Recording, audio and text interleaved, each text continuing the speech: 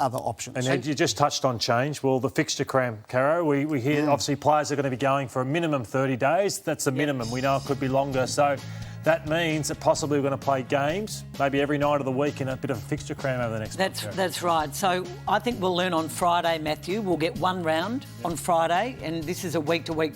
It really is a week proposition at the moment.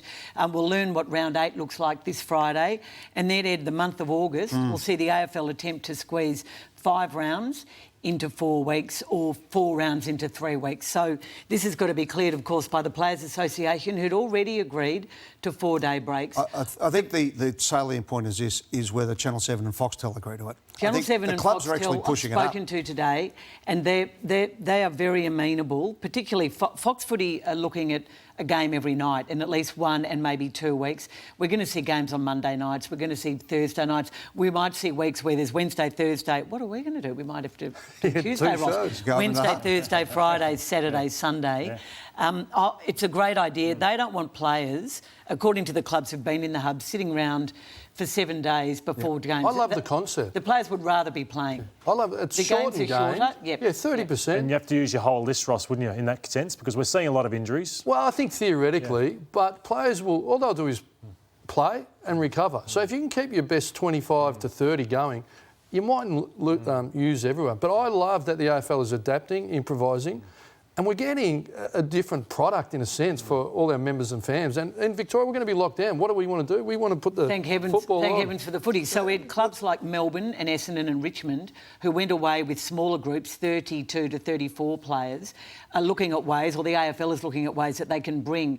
If, for example, Bashahuli in a few weeks decides he could come, or another Richmond player got over an injury, another Essendon player, another Melbourne player, they will look at ways of moving them in without having to quarantine with the rest of the team. This just shows you how quickly it changes. This time last week, the Port Adelaide model was being pushed by everybody as the right model because they took 33 players, and David Koch said, had we had our druthers, we would have taken 25 because the babysitting of looking after players was too much. Now everyone's going, hang on a second, Hawthorn just dropped 4 players on the weekend, have to front up to Collingwood on a 5-day break.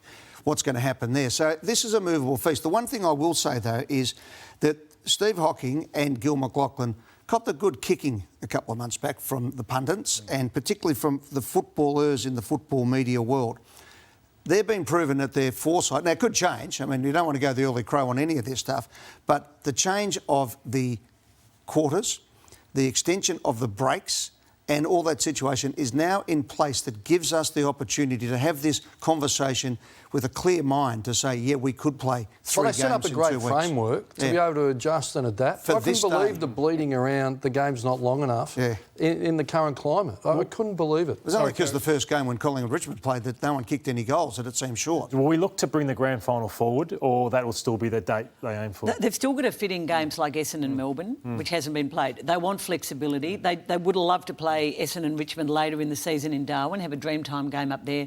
They don't know why they need the flexibility yet. They just know something could arise. And you have to say, surely Gillon McLachlan you're going to get to this now. You're going to talk about the families, but I reckon there's a bit of that in there, that if they are there, if 32 days becomes 42 days, then you're probably going to have to give some furlough for people to come back to see their family and everyone take a deep breath, particularly if you are playing those number of games. You might just need a week off to give your body and to get your mind and your family back into calculations there again. So I still think the grand final is being aimed for that 3rd or 4th week of October.